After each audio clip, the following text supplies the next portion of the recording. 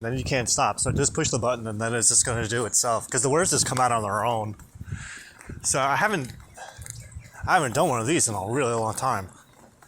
I just actually uploaded, well, I'm uploading, I don't know, like another 4 of these things that have just been sitting on my laptop for a while. It's not summer anymore. A lot's been happening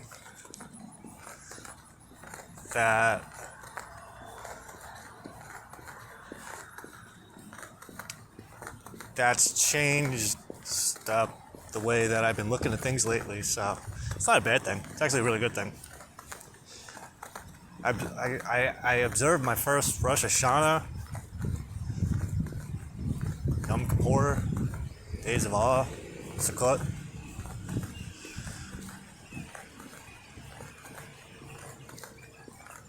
Yeah, I didn't know I was Jewish.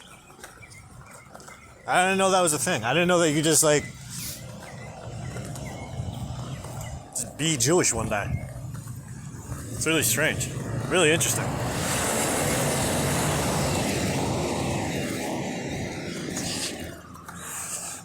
How do you just be Jewish? Well, I mean,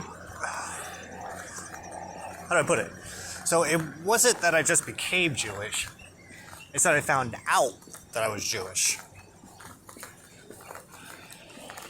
Thank you, Hashem. Yeah, so apparently all those things that were happening over this past summer that I was recording, it was all happening for a reason. Well, I mean, obviously, everything happens for a reason. But what I didn't know at the time, that I actually see now that months have passed, because I don't know the last time I recorded something. I'm trying to think. Yeah, because even the last recording, that was right before Yom Kippur, like, I deleted it, so.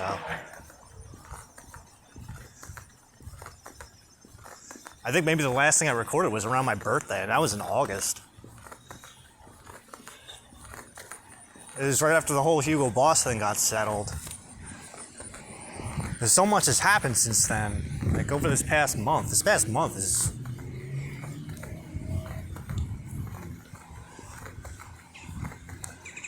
really when the realization of what was going on hit me. And it was like... And the more that I think about it, the more it goes, okay, I get it. That makes sense.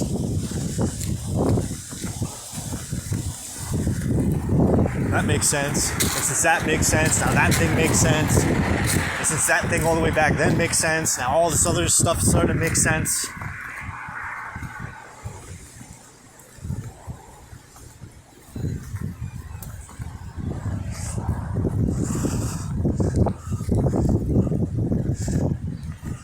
And this whole spiritual awakening thing, like, it just makes so much more sense now.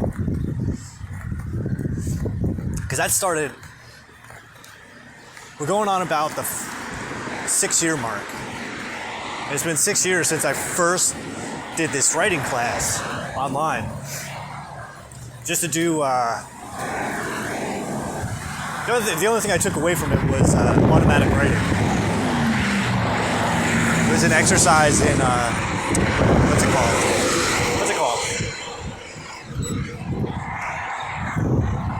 Well, the exercise itself... Oh, shit.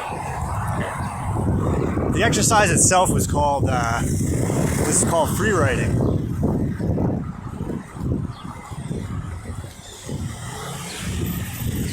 And when I did it, it just kind of like, it popped a cork on just something in my head where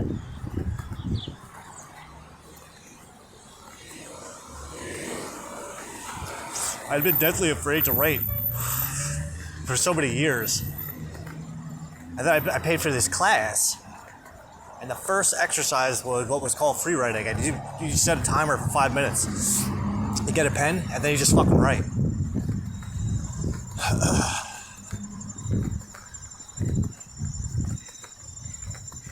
You just let the thoughts flow. At the time, I didn't know that it was exactly what I needed. Like, it wasn't going to be for another 10 months that I would make a habit out of doing it. And right now, actually, I'm rewriting my first book, How to Break a Life. I let someone borrow it about a year and a half ago, and they've grown incredibly attached to it, and they're not entirely compliant with getting it back to me. They're not putting in too much effort, so I realized, I have a digital backup of it because it's all handwritten. So why not just rewrite it? It'll help me get back into that space of where I was back then, and also at the same time reconcile all of the lingering thoughts and feelings and beliefs at the time and kind of catch them up with the future, which is the present. Because that was back in 2018. I started on June 3rd, 2018 at 8:31 p.m. It's a Sunday. So it's taken a little bit longer to rewrite it.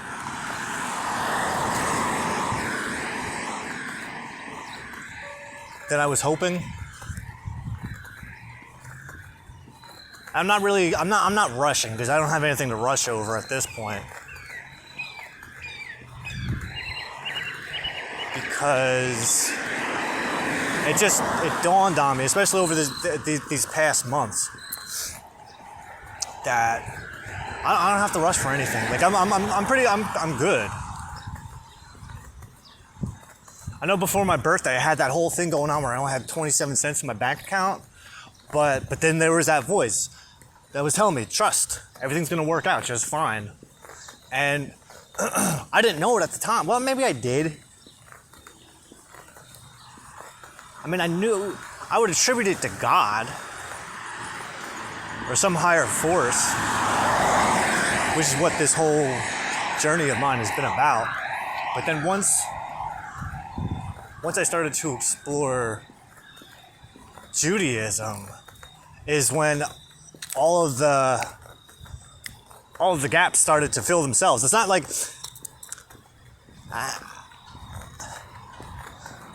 God of the gaps is coming to my mind. That thing that skeptics like to say, well, you can't, just because you don't know the answer doesn't mean that God did it. Well, no, you're right. That doesn't mean that God did it, but that also doesn't mean that it's not worth exploring the idea of filling the gaps with God and then just seeing how it works. So that's what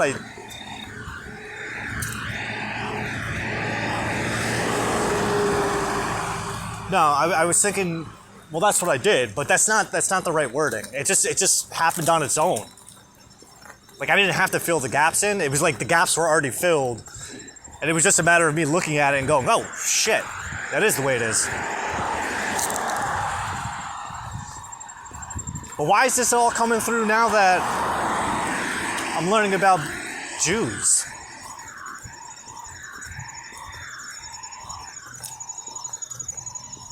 Yeah, maybe that's the reason why we need to record this now.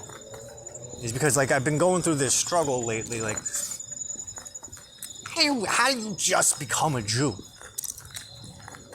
I was talking to a lady just a couple weeks ago, and she asked me about my family, and she's laying out the rules, the guidelines of what it means to be a Jew and how it has to come from your mother, but then your mother has to get it from her mother, and her mother has to get it from her mother, and it's just like, I don't know. I know that my great-grandfather was a Jew from Morocco. But because it's on the man's side, it doesn't count. Well, how does it not count? I don't understand that. And if it doesn't count, then why the hell am I getting all of the synchronicities now are Jew related? Like,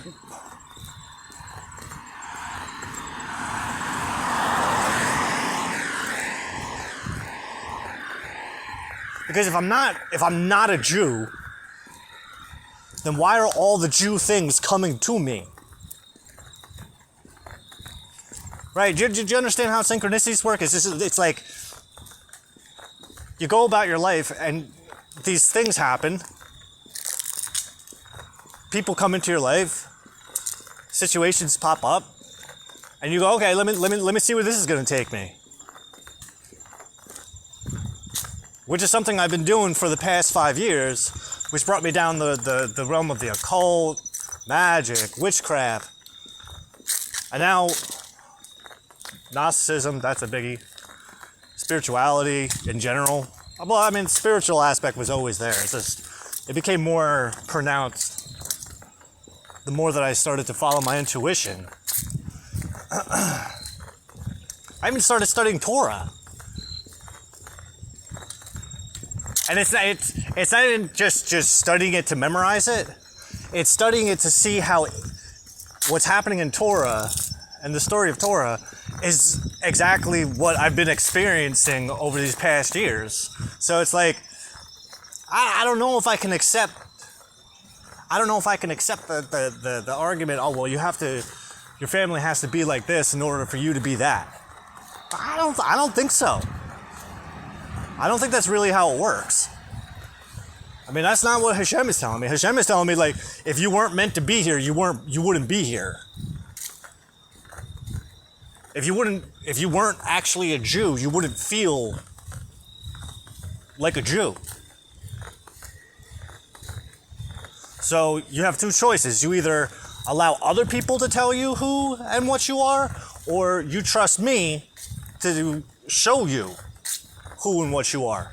All right. I feel like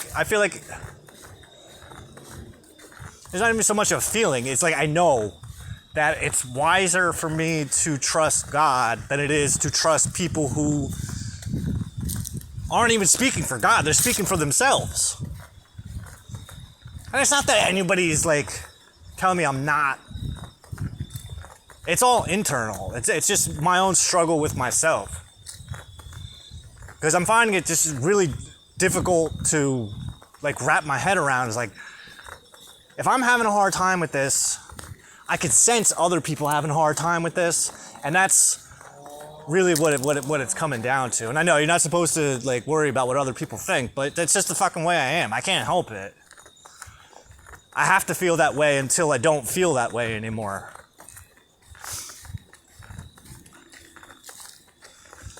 But what really did it for me was like right after my birthday, right? So I was taking this class. I was following this class on YouTube on how to develop bitachon. And bitachon it means trust. It's trust in God. Like all those times, even like last year, at this exact moment last year, I was in a really tough spot. But the voice kept on saying, just trust.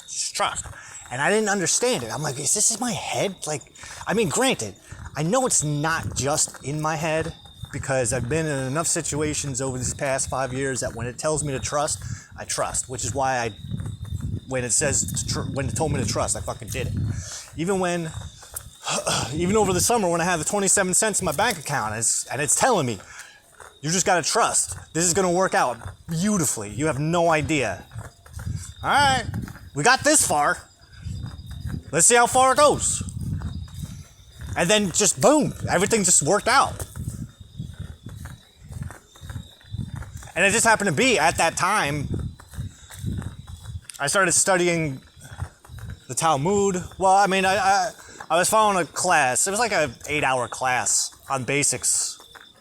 Just fundamental components of Talmud that are worth knowing for anybody interested in learning Talmud.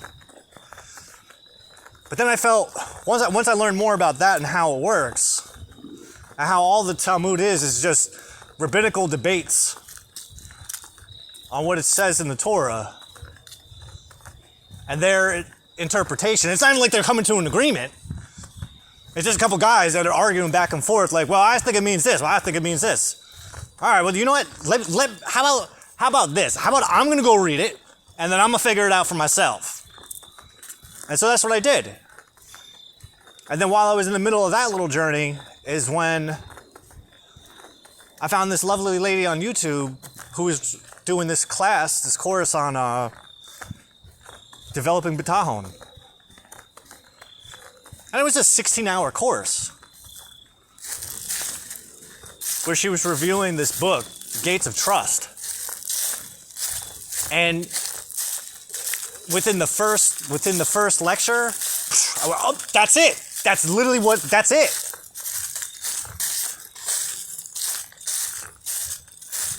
This voice in my head that's been telling me to trust all these years, that was Hashem.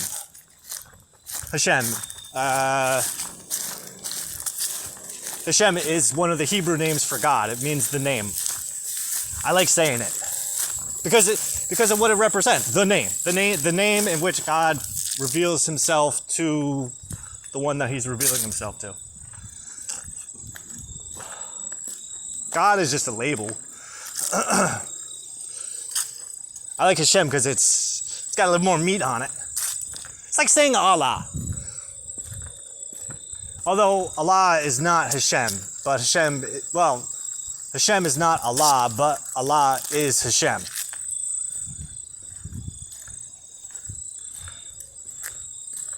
Which probably isn't good. It's probably not a very popular thing to say, but well, depending on who you say it in front of, but it's something I've been learning because I have a background in witchery. Like, I'm a witch. I didn't know I was a Jew, too. I didn't know you could do that.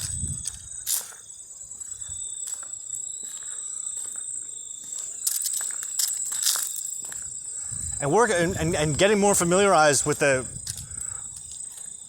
my witch lineage, it kind of put me in a position where I started working with entities. And I've been working with entities for a while, but it wasn't until I started to learn more about that aspect of myself that I started to get more comfortable doing it. But now the thing with Hashem, Judaism, is that idol worship, any kind of worship of any deities other than God, is like completely, strictly forbidden. But given what I know about these things, is like each entity is a piece of the greater whole. So it's like, no, I'm not worshiping fucking... Who? I'm not worshiping Thor, but I know that Thor is a piece of Hashem. He's like the collective. Like each lowercase g God is a piece of the collective God. But then it's more than that too, because you got well, I guess all entities are a part of Hashem. That makes most sense. Well, no, I know it makes sense. But see, now there's people, especially like the more that I'm following Jewish thought leaders, it's like they don't look at it the way that I look at it. But that's not a bad thing. That's not a bad thing. They don't look at it the way that I look at it because I have a different experience to getting there than they do. See, in the whole Jew thing too, it's like what the best title I can think of is Baal Tshuva. What a Baal Tshuva is a person who wasn't raised with Torah. They weren't even raised in like a secular family, like I was. And then Hashem finds them. Or they find Hashem, or both. It goes both ways. What you're looking for is searching for you. So just as I was looking for the answers of why the hell am I going through, what is this spiritual awakening thing all about? I don't get it. Like, why is it even happening to me? Because for the past 5 years, that's like been the biggest question. Is like, where the hell is this going? Like, this has been a part, like, in a way, just from my own perspective, this is something that's been building and building and building over the decades of my life. Which is why I say, like, everything happens for a reason. Because once I started to reconcile the events of my life, the experiences that I've had over the years, it started to make sense to me more and more Once I started looking at my life from a retrocausal perspective, then it's when it really started to hit me. And plus with my writing too, all my journals. I got 120 journals that I go through. So it's not like a lot of this is just me going off of memory anymore, as much as me actually reliving the past and going, oh my God, holy shit, that really happened. Oh my God. And then seeing how that led into another thing, and that led into another thing. So over the summer, like right after my birthday, I had this thing. So my birthday happened after the Dajon development, after the Talmud, after Torah. But like a couple days after my birthday, I had this idea for a project I wanted to work on. So way fucking back, I think right when I started recording again, there was this lady that I was following on YouTube, this reader, Amina. And she was kind of like the inspiration that was like, all right, I got to get back to doing this. Just I don't know why, I just have to. I just know I have to do it. This. And that was right around the Taurus new moon, which was at the same time, the Taurus new moon was the last day of a 30-day money magic ritual I was doing with Mia Magic. So at the end of that ritual, on that new moon, did it work? Yeah, it worked. Yeah, it worked. I got on the day that the ritual ended was the day that I got paid for money that was owed to me from Hugo Boss. So it was like that was my confirmation. Like, okay, all right. So from that point on, I made it an intention of mine. Like, okay, now what I'm gonna do is I'm gonna actively set intentions for the following new moon, every new moon. Because with my writing, I write every single day. I'm always writing. The full new and quarter moons are like really important to my work. So this was the inspiration I needed to really start paying attention to the entries on those days. And it was right around, like, and so this went on, so that was the Taurus new moon. We got to the Gemini new moon. And then once the Gemini new moon, I was setting intentions for the Cancer new moon. And it's 4 weeks, 4 lunar weeks in between each.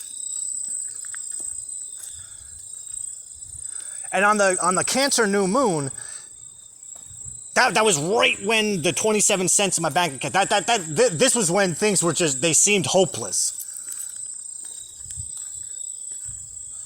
And something told me to watch Passion of the Christ. Like I'm writing in the morning. I gotta have it all written down. But something told me to watch Passion of the Christ. And the one time, this is the one fucking movie I go looking for online, and it's boom, right there. To find. Like, you don't have to pay, it was on some website. And when I watched it, like I have a thing, like when I watch movies or shows or anything, it's not that I'm even watching it, I'm watching it, but I'm also experiencing it because I'm like incredibly fucking sensitive. Spiritually, emotionally, mentally. And when I watched, it's not even that I watched fucking The Passion of the Christ, I lived it. I felt every whip. Oh my God, it was like, it was bringing me to a place I had never been before. It was so painful to watch. I didn't know if I was going to make it through the whole movie, but I pulled it off like a trooper. And from that day on, that's when everything just changed. Because so what I mean was I was able to empathize with the man and recognize what it was that he was doing. I mean, take it, like the movie doesn't really follow wow. It's not 100% Bible accurate. Like it doesn't show Uncle Jesus's like wizardry and sorcery. It shows him more from a human perspective, but that was what was so gripping about it, was the fact that like, oh shit, I get this. Like I know exactly what the fuck this guy's going through right now. I've been there. I definitely don't want to be there. But what it inspired in me was this thought, like what are you doing? Are you really willing to die for what you're doing? Are you willing for something like this to fucking happen to you? Hell yeah. But it was after the movie I felt him there, and he said, don't worry about it, you're good. Because they did it to me, because this happened to me, it can't happen to you. Alright, good. Thank you. I appreciate it. Fist bump. So from that moment on, when I really started to feel that, when I felt the message of that movie, that kind of turned everything that I was doing into the red. I was like, fuck it, all right, let's do this. We're going all in on this. And then over the course of the next several weeks, because I think it was from that point, from that point on, because I'm pretty sure that was June 26th. I'd already gone like 2 weeks with little to no money. I think by June 3rd, I had like $70 in my bank account. June 11th, I had $5. And then by the 26th, I had 27 cents. So it's not like I couldn't afford anything.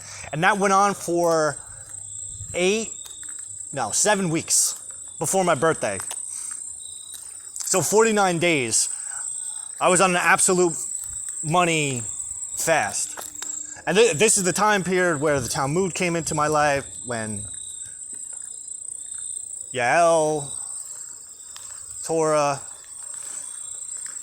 and it was just that everything that I was being taught was resonating with me to a point where it's like, okay, this is literally what I'm going through. And once I started reading Torah, and I was able to apply my skewed way of thinking to what I was reading, and it started to make sense. Like, all right, the stories are good. The stories are great. Listen, at this point, I'm a believer that those stories are real. That those are actual historic events. Because of the way that they play out, the way that it all plays out is exactly how life plays out when you pay attention to it. If that makes sense. Because looking at it from point A to point B, yeah, okay. But once you look at it from point A to point B, but then you look at it from point B back to point A, that's where, what is this?